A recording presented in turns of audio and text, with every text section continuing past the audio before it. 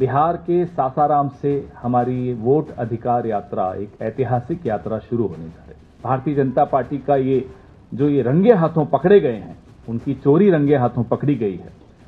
षड्यंत्र था हमारे आपकी पहचान छीनने का। अनाज नहीं मिलेगा, उनको घर नहीं मिलेगा, उनको योजनाओं का लाभ नहीं मिलेगा। ये षड्यंत्र बहुत लंबा चौड़ा षड्यंत्र था। आपकी आवाज को सुनने आ रही है प्रभात खबर इलेक्शन एक्सप्रेस। देखते रहिए प्रभात खबर इलेक्शन एक्सप्रेस। राहुल गांधी आज से बिहार में वोटर अधिकार यात्रा की शुरुआत करने जा रहे हैं। यह यात्रा सासाराम से शुरू होगी और 16 दिन में लगभग 1300 किलोमीटर का सफर तय करेगी।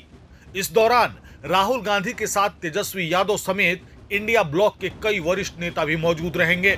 कांग्रेस नेता पवन खेड़ा ने प्रेस कॉन्फ्रेंस में बताया कि यह यात्रा एक व्यक्ति एक वोट के अधिकार की लड़ाई है। उनका आरोप है कि भाजपा फर्जी तरीके से मतदाता सूची में गड़बड़ी कर रही है। खेड़ा ने कहा कि एसआईआर प्रक्रिया के जरिए वोट चोरी की साजिश रची गई।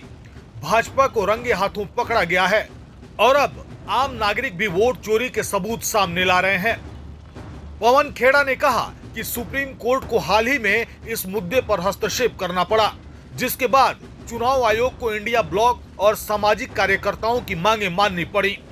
उन्होंने आरोप लगाया कि यह केवल वोट छीनने की साजिश नहीं, बल्कि दलितों, पिछड़ों, आदिवासियों, वंचितों, शोषितों और अल्पसंख्यकों की पहचान खत्म करने का षड्यंत्र था।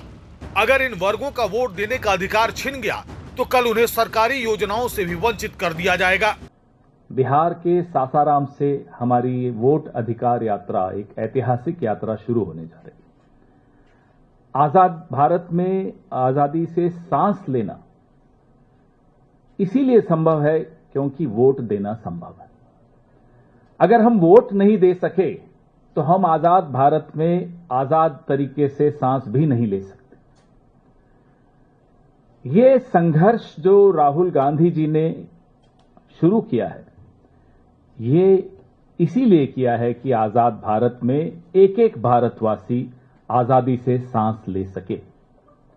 जिस ढंग से फर्जी तरीके से वोट जोड़ना, फर्जी तरीके से वोट काटना, भारतीय जनता पार्टी का ये रंगे हाथों पकड़े गए हैं, उनकी चोरी रंगे हाथों पकड़ी गई है।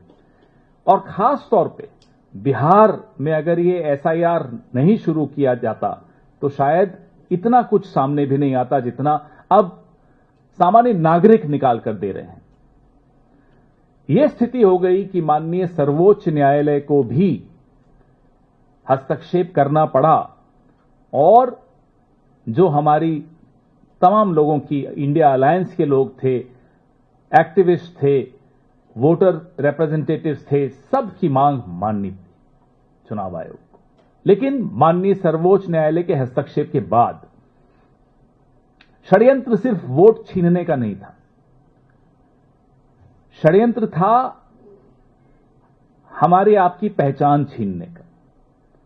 दलित, वंचित, शोषित, पीड़ित, अल्पसंख्यक, दिहाड़ी मजदूर, इन सब की पहचान छीनने का। आज आप उनका वोट देने का अधिकार छीनोगे, कल सरकारी योजनाओं में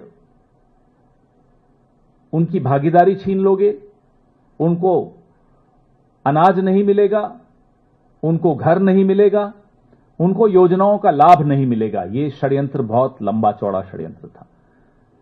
न पहचान, न घर, न पता, न लाभ।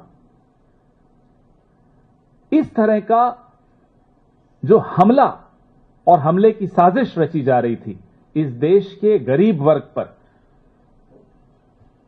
दलितों पर, पिछड़ों पर, आदिवासियों पर, अल्पसंख्यकों पर, दिहाड़ी मजदूर पर, वो बिहार की जनता ने उसके खिलाफ एक आवाज उठाई। कांग्रेस पार्टी ने आवाज उठाई, इंडिया गठबंधन ने आवाज उठाई और माननीय सर्वोच्च न्यायालय ने वो आवाज सुनी।